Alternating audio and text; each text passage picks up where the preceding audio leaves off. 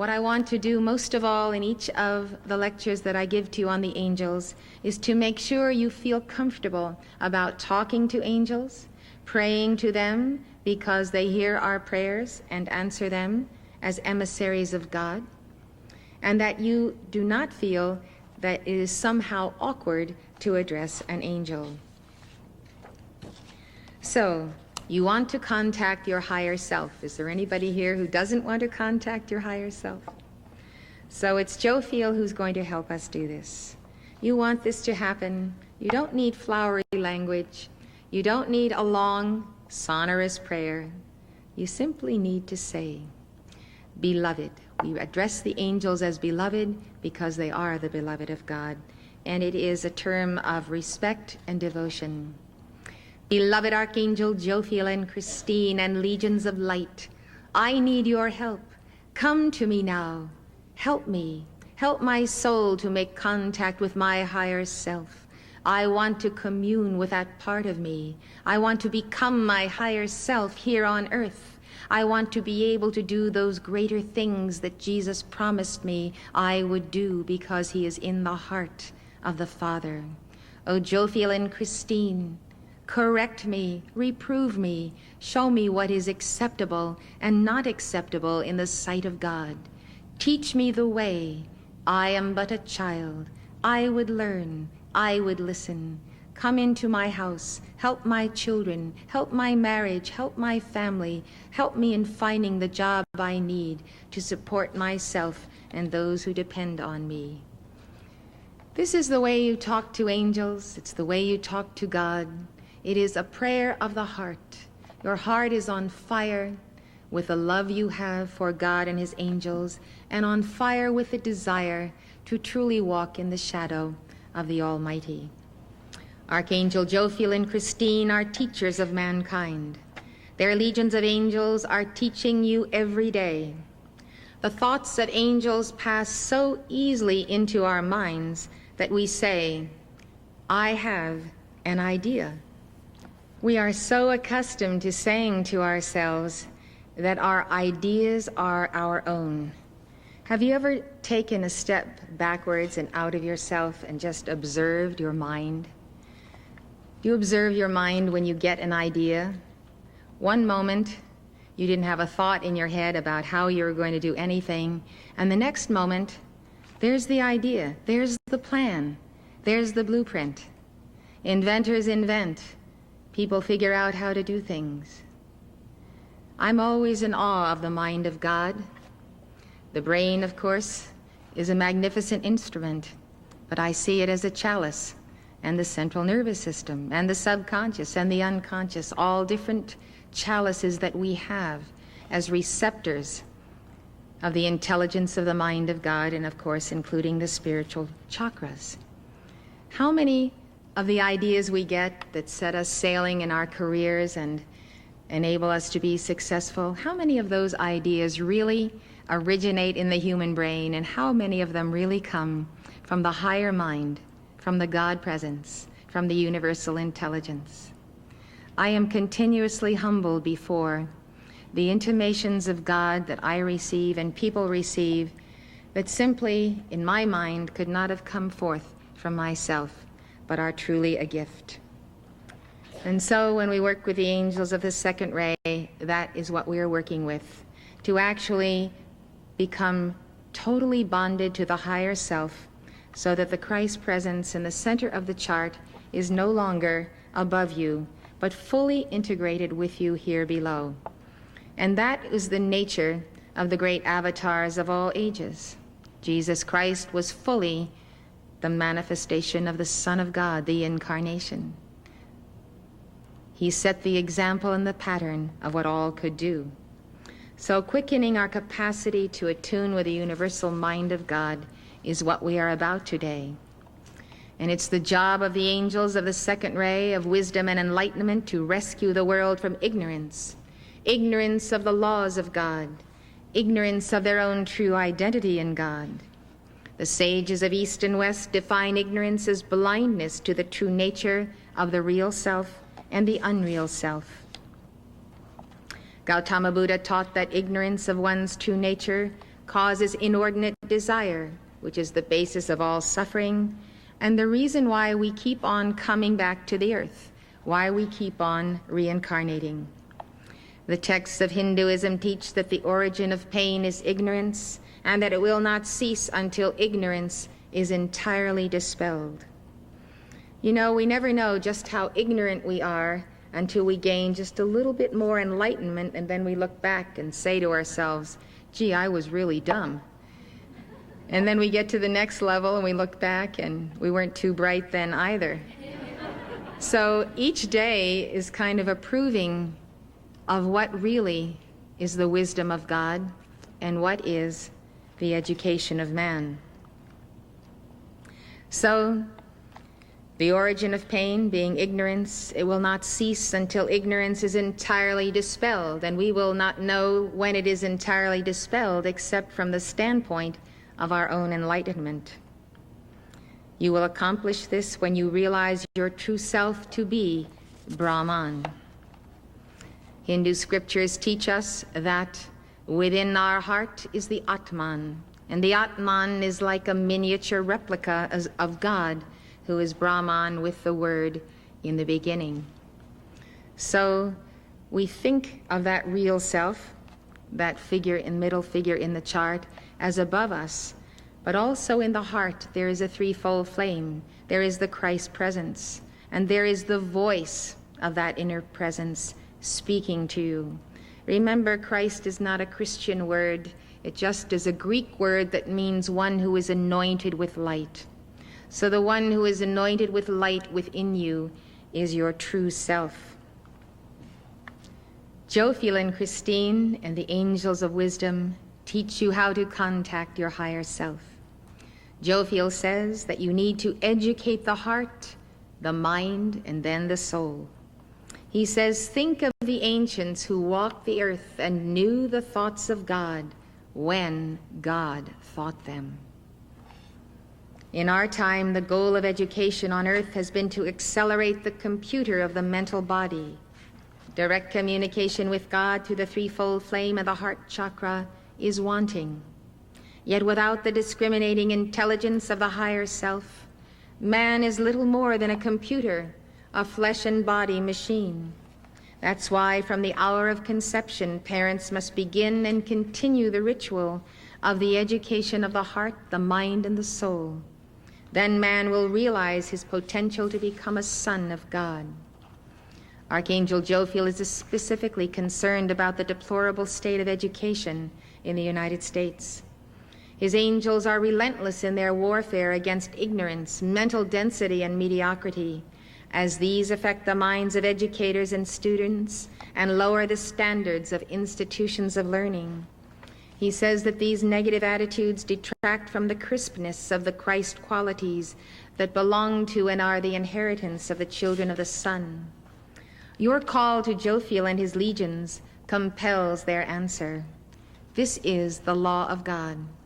Angels were created by God to be our caretakers. When we call to them, and our call is according to the will of God, they are compelled to answer and to assist us.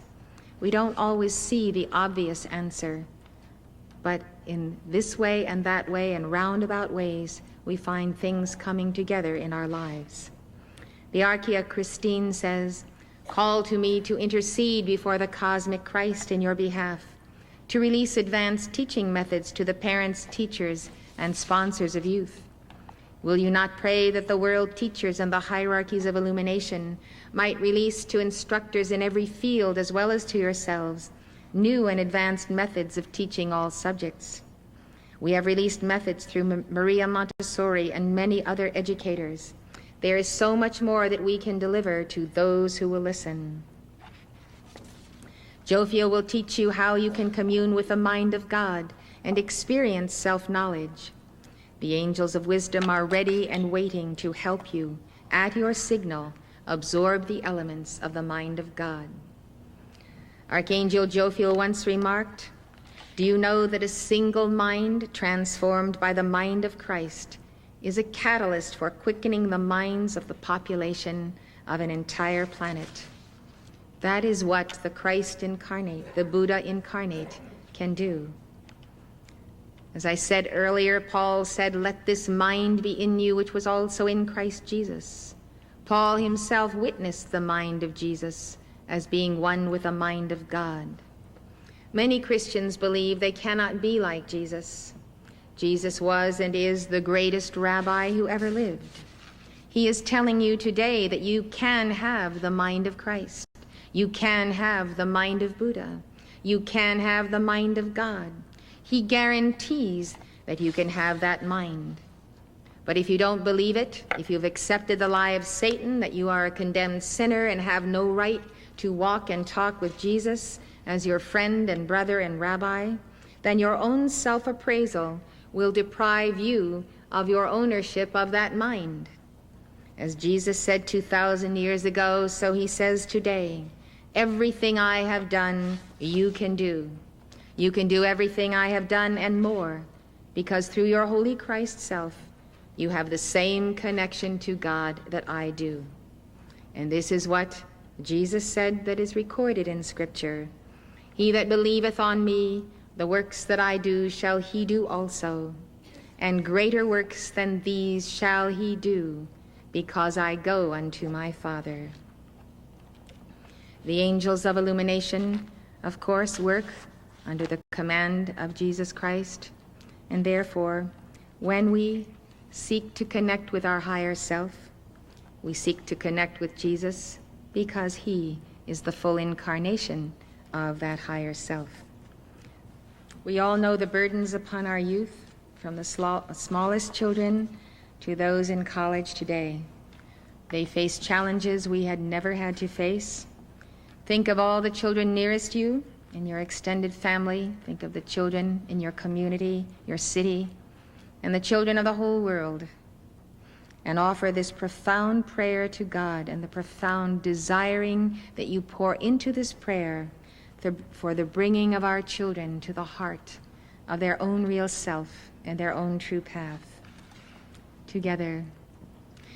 Beloved Heavenly Father, beloved Heavenly Father, beloved Heavenly Father, take command of our youth today, blaze through them opportunity's ray, release perfection's mighty power, amplify cosmic intelligence each hour, protect, defend their God design, intensify intent divine. I am the power of infinite light, blazing through our youth, releasing cosmic proof, acceptable and right, the full power of cosmic light to every child and child man in America and the world. Beloved I am, beloved I am, beloved I am. When you feel burdened and you just don't know what to do or where to turn because children you love of any age are very burdened and perhaps going the way that does not seem right to you, pause a moment and give this little mantra 3 times, 9 times. With all the love of your heart, call to any of the 7 archangels, Jophiel and Christine. Call to God, the heart of Jesus, Kuthumi, Gautama, and pour your heart out to God and see what the return will be through God's ministering angels. You'd be interested to know, I think, that the December 1992 Ladies' Home Journal published this story of a heavenly being who helped a woman contact the mind of God through her higher self. Carol was at home with her children when suddenly her toddler slumped over. Her lips were turning blue from lack of oxygen. She grabbed the limp child and headed for the hallway. "Can't somebody help me?" Carol wasn't looking for divine intervention, just someone who knew first aid. But although there were usually plenty of people in the neighboring apartments, on this particular day in the spring of 1990, no one answered her cries. Suddenly, Carol felt a deep calm settle over her. "Relax," Carol said to herself. "You took a class in child safety last year. You know what to do." As her daughter Julie watched wide-eyed from the doorway, Carol laid Allison on the hall floor, leaned over her, and began mouth-to-mouth resuscitation. The child soon responded. "My terror just disappeared," Carol says. Something took over, and it was almost like I had stepped outside of myself. I could see myself doing what I had to do. That night, after the doctor had diagnosed Allison's illness as croup and the baby was sleeping peacefully, Julie crawled into her mother's lap. "Mommy," she asked quietly, "who was that man who had his hand on your shoulder?" "What man, honey?" Carol asked. "The man, Mommy. The man who had his hand on your shoulder while you were helping Allison breathe."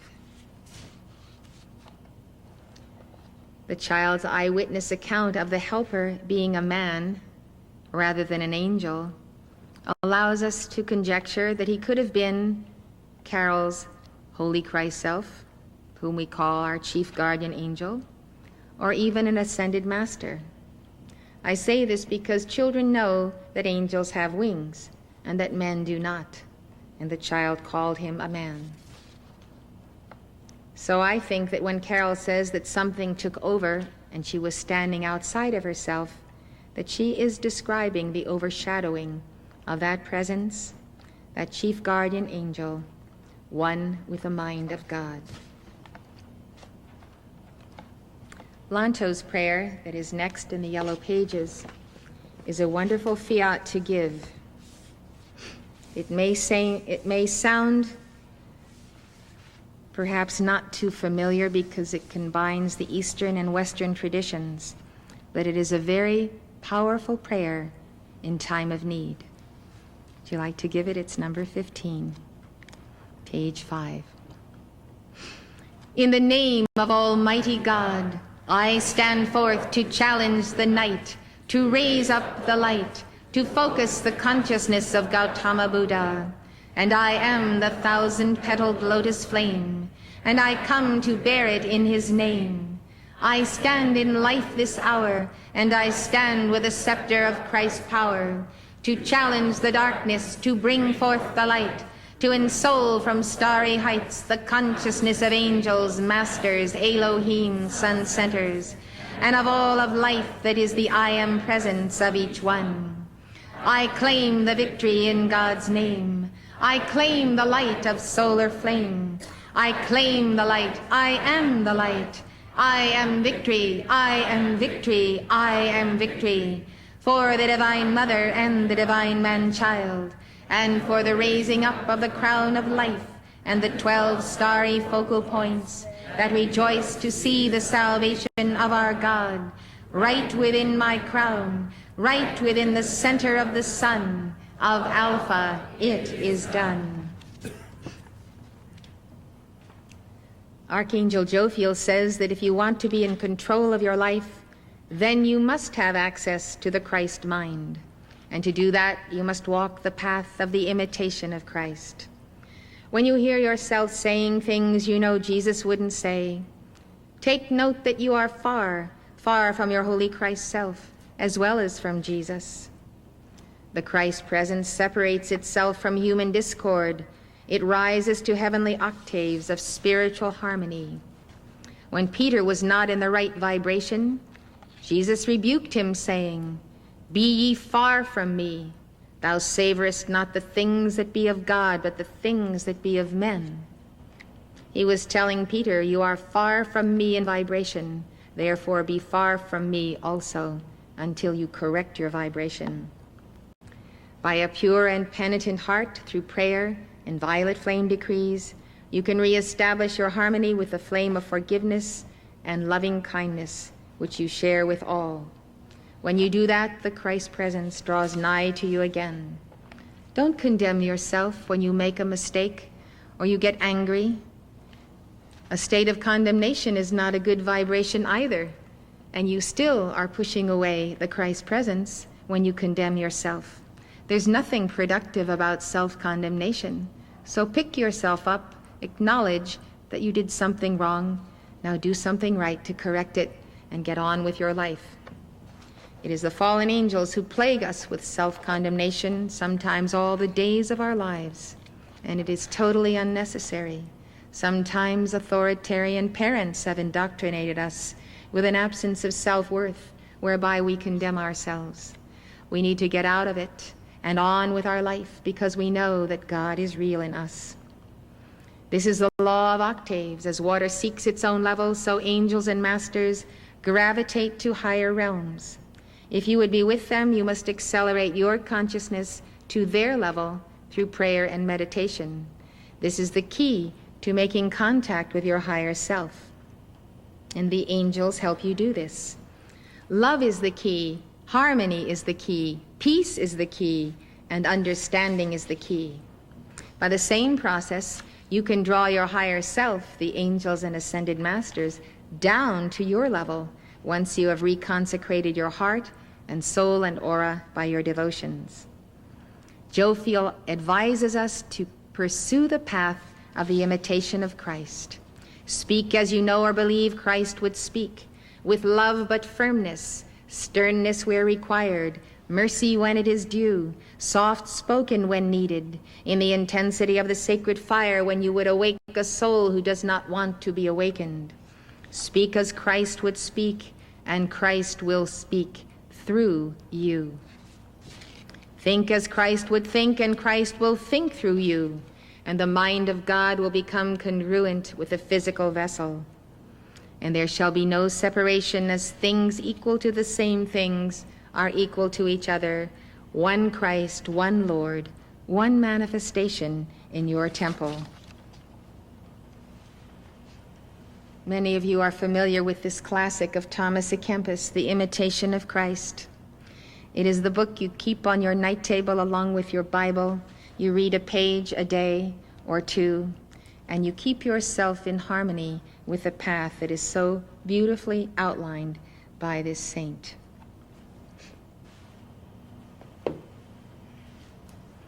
Jesus and Kuthumi dictated this work. It's called Corona Class Lessons for Those Who Would Teach Men the Way. It gives their profound interpretation of Christian principles and doctrines according to the teachings of angels and Jesus and Kuthumi, who are world teachers. It helps you to make a transition from scripture and doctrine into the more universal awareness of the path of personal Christhood. There's a very wonderful section on sin and seeing through sin and getting past sin. It's just a wonderful little handbook on our path.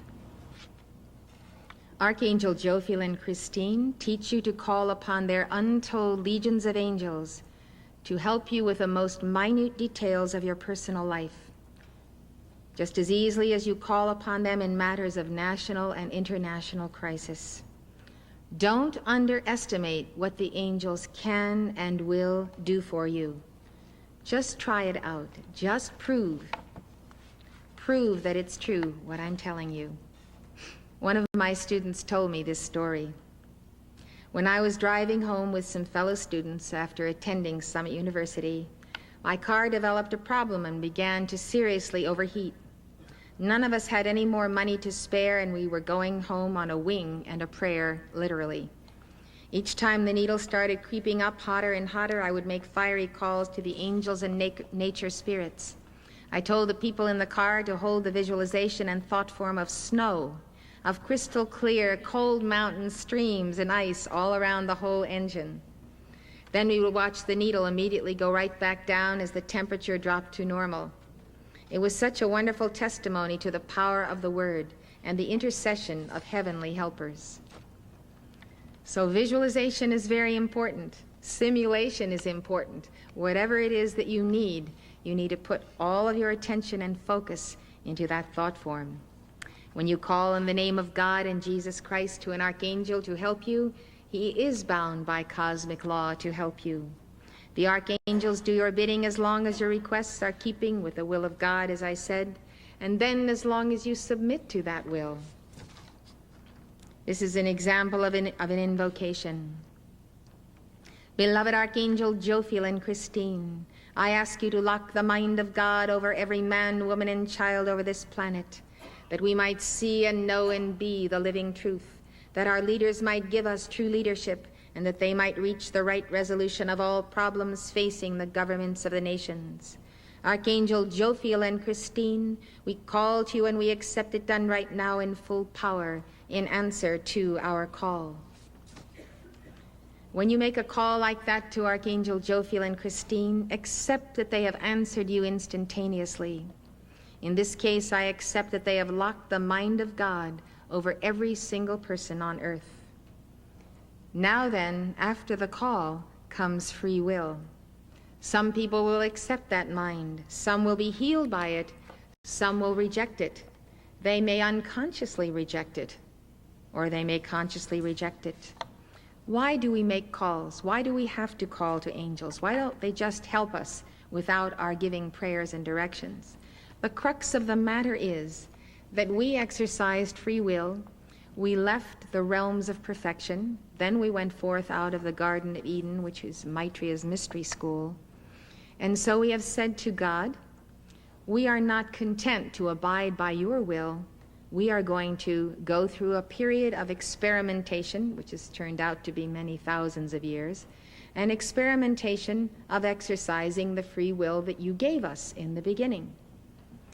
So God gave us this physical universe, this planetary home, and other planetary homes for us to try our hand at free will. And he made a pact with us, and he said, you are now living in the footstool kingdom. It is your kingdom. You have chosen to run it. And so our angels will not interfere with your free will unless you ask them to. Unless you come to the place where you call for help and accept the will of God. This is how we explain why angels don't just take care of everything. Why they don't prevent every accident, every calamity, every war, every fire that happens, every child that gets killed unnecessarily, all of these things. Why doesn't God just stop it all? A lot of people use that logic as a rationale for being perpetually angry with God. Because God let this happen, God let that happen, God let the next thing happen. But they don't understand karma and reincarnation. They don't understand that we are reaping our karma. And they don't understand that we have opted for freedom. We want that freedom more than anything else. And if we are going to accept God's will in our lives, well, maybe we'll just have to think about that for a little while and see whether that's going to be an intrusion on our plans. Seriously now, many people are afraid of the will of God. It could change your whole life around, and you're pretty comfortable where you are right now. Everything's kind of copacetic. It's at a point of equilibrium, etc. So that's why God did this, because God doesn't want us to be robots to him. He endowed us with a flame of himself. He put the image of himself as Atman in our hearts. He gave us an I am presence to be with us all times. He gave us that Christ or Buddhic presence. He gave us all things based on free will. We have the free will to snuff out that threefold flame. We can extinguish the flame of life by anger, tremendous, deep anger against God. You can blow out that threefold flame, and suddenly the temple is dark. There's no light, no inner light.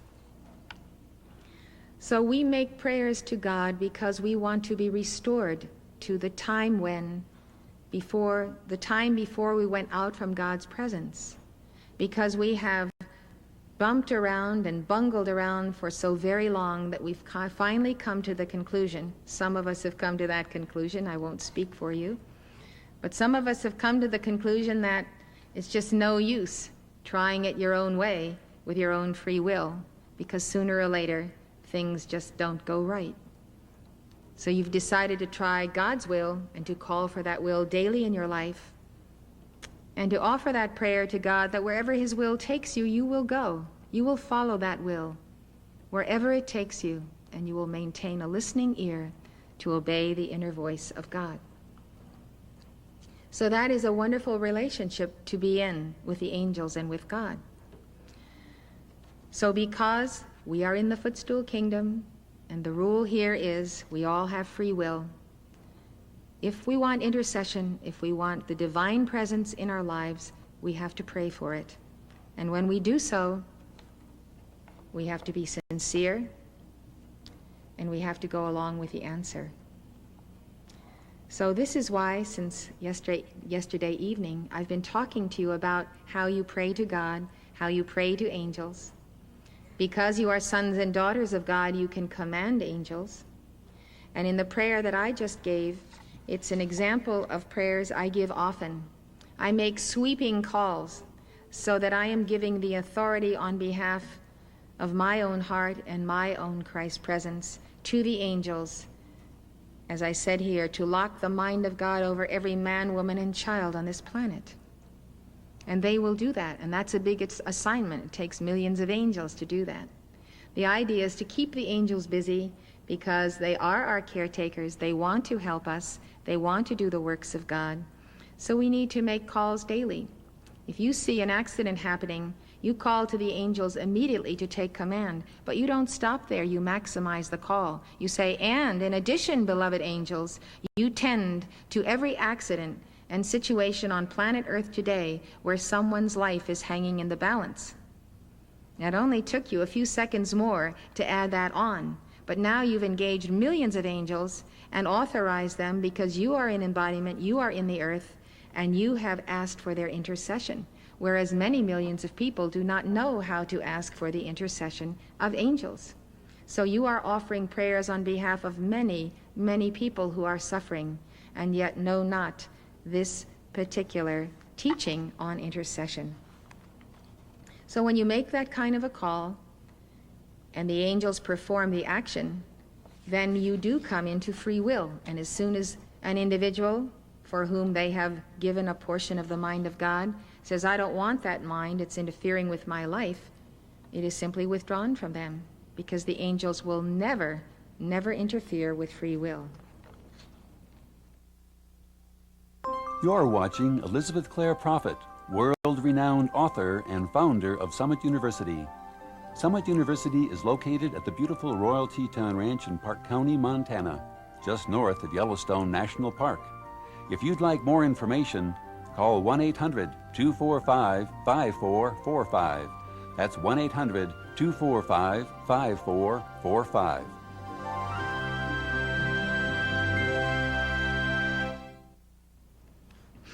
Another thing that the Archeia Christine tells you is that you are absolutely not limited to what is considered the norm of mental capacity. She says that you've been brainwashed to believe that only the privileged few can have a superior intellect.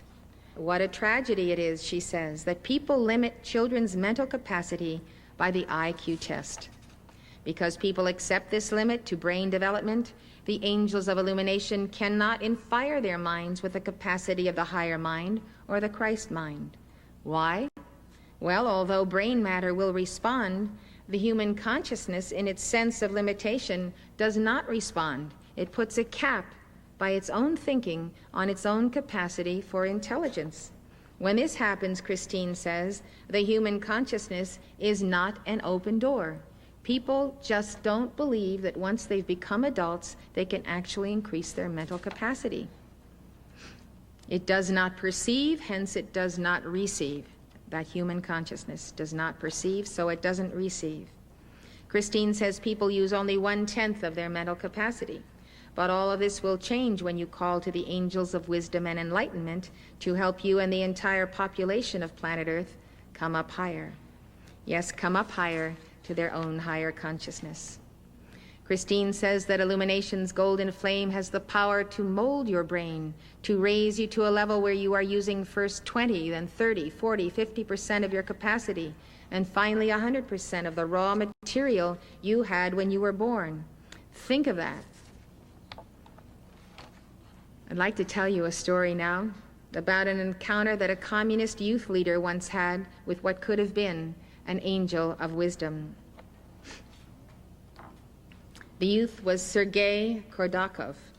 Sergei was born in March 1951 in the former Soviet Union. He lost his parents when he was a child. From the age of 6, he lived in children's homes operated by the state. At 7 years of age, he became active in communist youth organizations. In his book, The Persecutor, he tells of attending classes where the teacher would say, "Good morning, children. How are you today? Remember, there is no God." By the time he was a teenager, he was thoroughly indoctrinated with Marxist-Leninist principles. Sergei's exceptional leadership abilities quickly brought him to the attention of the KGB. When Sergei was 18, the KGB chose him for the special police work of raiding Christian prayer meetings and beating, arresting so-called believers. Over a period of 2 years, Sergei led more than 150 raids. During his last raid, he had an experience that completely changed his life. He spotted an old woman who was fervently praying for the forgiveness and conversion of her attackers. As he lowered his club to strike her, someone seized hold of his wrist so tightly that it pained him. He turned around to hit the one restraining him, but no one was there. Sergei was so stunned that he dropped his club and ran crying from the scene. In his book, Sergei doesn't attempt to identify the unseen presence that restrained him, but he never again persecuted Christians. In 1971, he escaped to Canada from a Soviet naval ship. He devoted his new life to exposing the plight of Russian Christians until his accidental death by gunshot in 1973. He was 21 years old. It really is an astonishing story. I know that power of the restraining arm of God. I've seen it upon people who were in an ultimate state of anger, and I've seen them become powerless by that presence of an angel. It's really an amazing thing, number one, to feel the power of an angel that does not allow you to move, and to see how it is so tangible and so physical. Next, I have to give you a supreme example of what can happen when an archangel like Jophiel makes a fiat and we respond and work hand in glove with the angels. In 1963, Archangel Jophiel spoke through my late husband and teacher, Mark Prophet, who was also my twin flame. And he told us that nicotine affects the functioning of the brain, the heart, the lungs, and the central nervous system. He said that if people would break the smoking habit, they could receive a greater flow of spiritual illumination. What happened following this is the major turnaround that we have had in cigarette smoking in America. In 1988, Surgeon General's report on the health consequences of smoking said, nicotine exposure in long-term tobacco users is substantial, affecting many organ systems. Nicotine that enters the blood is rapidly distributed to the brain. Once in the brain, it alters brain energy metabolism. Nicotine and smoking exert effects on nearly all components of the endocrine and neuroendocrine systems. With regular use, levels of nicotine accumulate in the body during the day and persist overnight. Thus, daily tobacco users are exposed to the effects of nicotine for 24 hours each day. End of quote. As you all know, cigarette smoking is a major cause of death in the United States. Smoking tobacco products is the primary avoidable cause of death in America. Approximately 400,000 deaths in the United States each year are linked to smoking. This is more than the number of deaths caused by alcohol and other drugs combined. There are some 4,000 chemicals in cigarette smoke. Several of these are known as carcinogens. Smoking increases the incidence of heart disease as well as cancer in the lungs, larynx, esophagus, bladder, pancreas, and kidneys. Smoking during pregnancy increases the risks of spontaneous abortion and infant deaths. Former addicts and alcoholics say that tobacco is a tougher habit to kick than heroin or alcohol. Jophiel announced in 1963 that the Lords of Karma would in due course take action against those who have trafficked in tobacco and nicotine, causing the untimely death of millions. He said that karmic law would require the tobacco companies to pay to the last farthing the burden they had imposed upon the youth of America and the world by promoting the smoking habit. Archangel Jophiel spoke directly to those addicted to nicotine and told them that nicotine creates a density in the brain, preventing the divine intelligence from flashing forth through the receptacles of the brain. When people set aside the smoking habit, they will find that this will increase the flow of spiritual illumination to them through the brain and central nervous system, said Jofiel. He said that the lords of the tobacco industry have sold their souls for a mess of pottage, and they will have to re-embody to balance every jot and tittle of their karma. Jofiel said, "The great law requires it, and let none think that they can escape, for it is not the intent of the karmic law to permit them to escape until they have paid every last farthing of that which they have imposed upon the youth of America and the world by creating those vicious and pernicious habits which distort the consciousness and warp the power of the great God flame in its action to the force field of mankind." End of quote.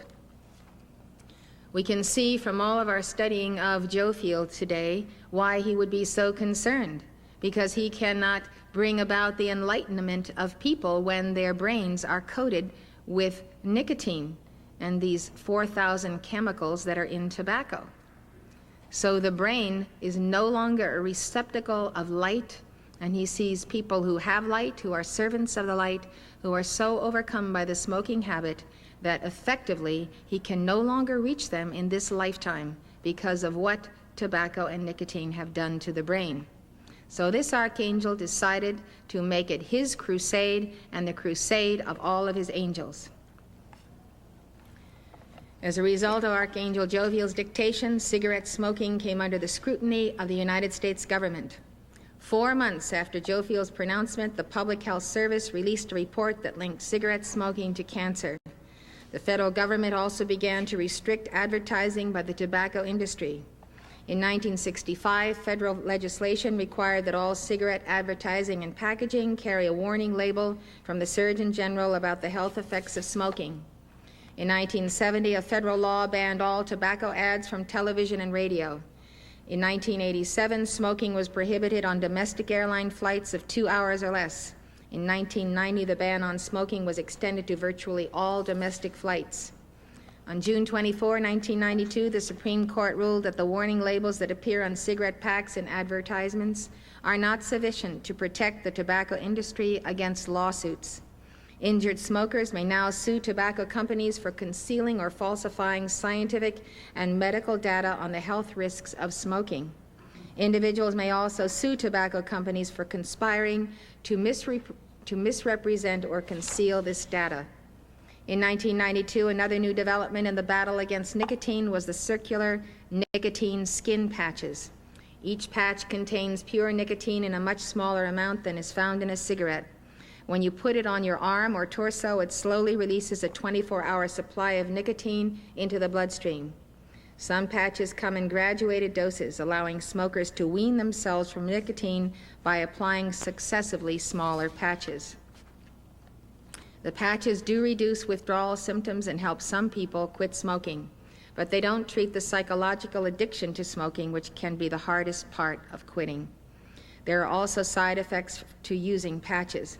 More than 1/3 of the users experience burning and itchiness under the patches, sweating, diarrhea, a dry mouth, nervousness, insomnia, and muscle pain. Although there have not been any long-term studies, initial studies show that patches can double the success rate for quitters when combined with special counseling. In January 1993, the Environmental Protection Agency reported that secondhand cigarette smoke is a human carcinogen and kills about 3,000 non-smokers a year who die of lung cancer.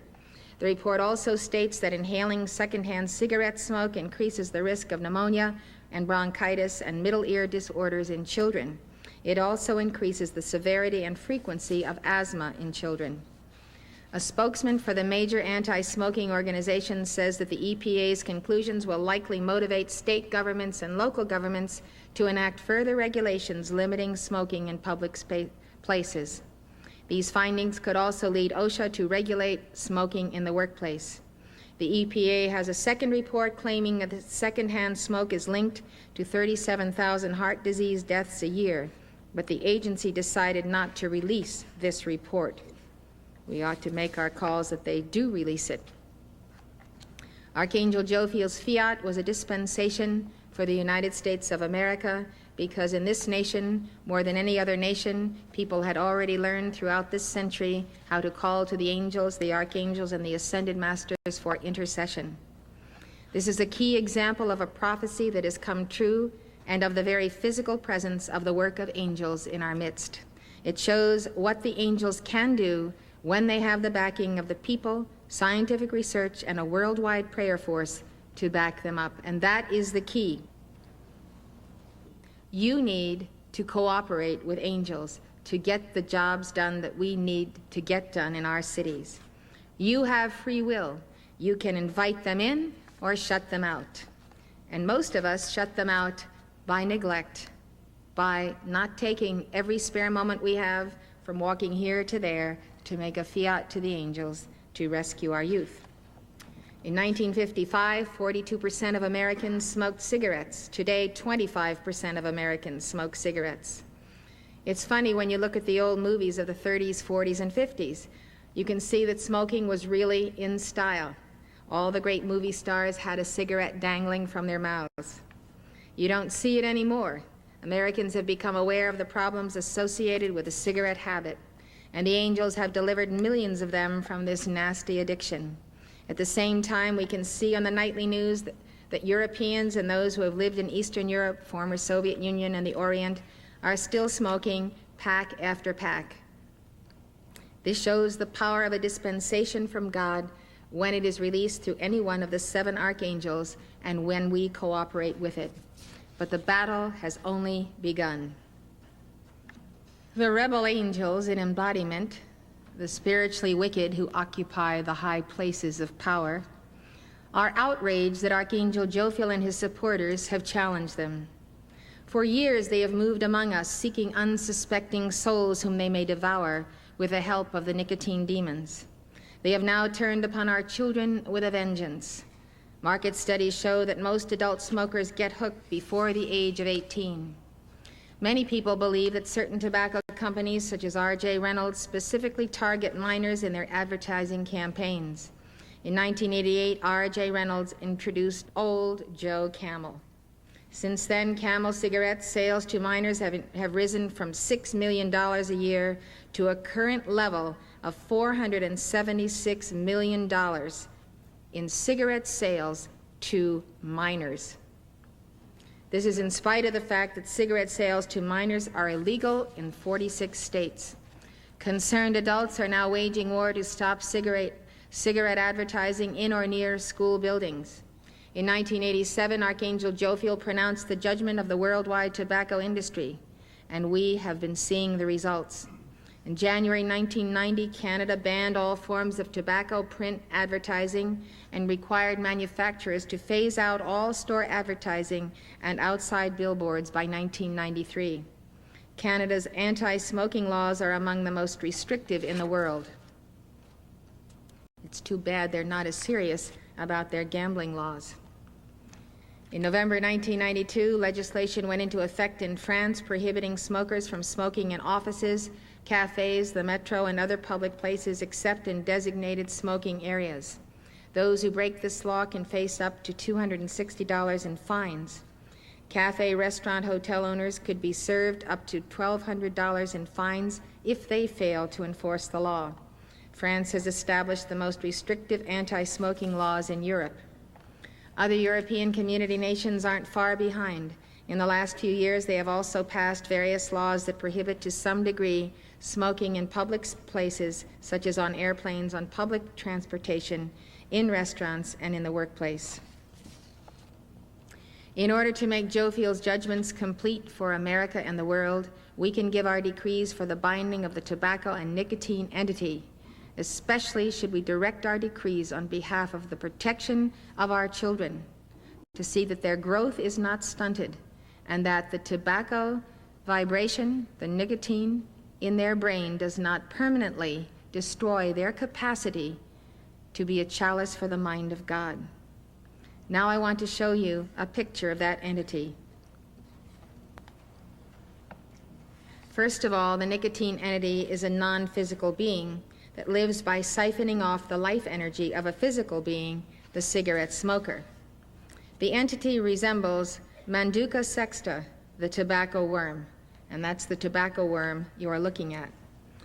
We're talking about a discarnate entity that is on the astral plane and that attacks individuals who are smokers and those who are candidates to become smokers. The tobacco worm is the scourge of tobacco growers' crops. I would like you to see how this worm entwines itself around the nicotine addict like a boa constrictor. This is a drawing I had done for an article published in The Coming Revolution in Higher Consciousness. Manduca sexta is the culprit. This is why it's so hard for people to kick the nicotine habit. The entity has a death grip on the brain and central nervous system. It transmits its desire for nicotine to its victim. It is this desire working through the nicotine residue in the body that binds people to the smoking habit. In addition, fallen angels multiply the autosuggestion, making the victim believe that the entity's projected desire is his own rather than that of the vicious force that it is. So you have a physical problem and you have an astral or psychic problem. I believe this is why people who've been addicted to heroin and other strong drugs still say that this is the hardest habit to break. Archangel Michael has given to us the opportunity to use his sword of blue flame to cut ourselves free from the attacks of entities of low vibration on the astral plane. So in this day and age, we need Archangel Michael, we need all the mighty archangels, and this sword is one more way that you can defend yourself from the rising of the astral sea. The astral sea is the astral plane. It's the lower vibrating level of consciousness in the earth. And because of the karma that people are making and the karma that is returning in this last decade of the century, the world is heavier, the world is darker. We see the last plagues coming upon the earth in the form of AIDS and other diseases. And so we need more protection. We need our tube of light, and we need the protection that Archangel Michael can afford us. There is a law that when you are on the path, God will not give you more light than you can protect. God doesn't want to give you light and then you are not protected and you lose your light by getting upset or provoked or out of sorts or whatever. Because when you get out of harmony, then you have a rent, a tear in your auric envelope, and so you can lose the light. So God says, I will only give you each day that portion of energy that you are able to protect. Well, we can't really protect ourselves. It is the angels who protect us. So the way you establish that protection is to call for the tube of light in the second page of the angel booklet. Call your tube of light around you as you see it on the chart behind me. And then you call to Archangel Michael to reinforce that protection by putting a cylinder of blue flame outside the tube of light. You can call this tube of light forth for everyone in your family, your loved ones. Why not maximize the call and call for that tube of light, violet flame in the center, and that cylinder of blue flame for every servant of God, every positive person, every light bearer on the planet. The archangels will take command and will protect people and save their lives. So the calls for protection are very basic and foundational when you are earnest on the path and earnest in your desire to accelerate and really get into passing the initiations of the Bodhisattvas and the Buddhas. You can do this in this life. There's no question about it. Everyone is capable of doing it. It doesn't take a PhD to make his ascension. It takes a pure heart, a loving heart, and a real sense of love and communion with the angels, and that they are our helpers and that they are everywhere. So I would just want to show you what can happen when an archangel unleashes a spiral of light for a specific cause. Since Jophiel and Christine announced the coming of cosmic reinforcements of angels of the second ray, rotating decade upon decade, now is the time to call to them for illumination and for the absolute correction of the educational systems in our schools. There will be no golden age in America and on earth unless we have a literate America. If America cannot read, it cannot enter a golden age. It can't enter a golden age by watching video hours and hours a day. It can't enter a golden age because it has a spelling check on its computer to do all the work of spelling correctly for it.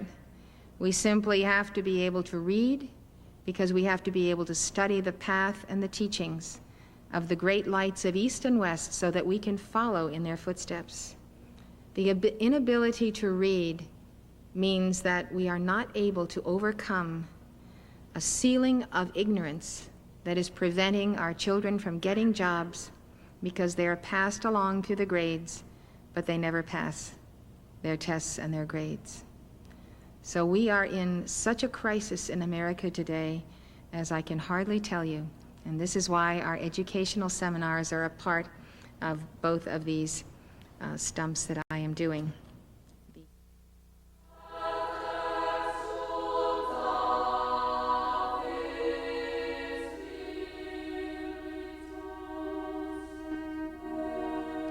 For more information on how angels can make a difference in your life, call toll-free 1-800-245-5445. The preceding program was presented by Summit University, Box 5000, Livingston, Montana, 59047 5000. If you'd like to know more, call this number or write this address.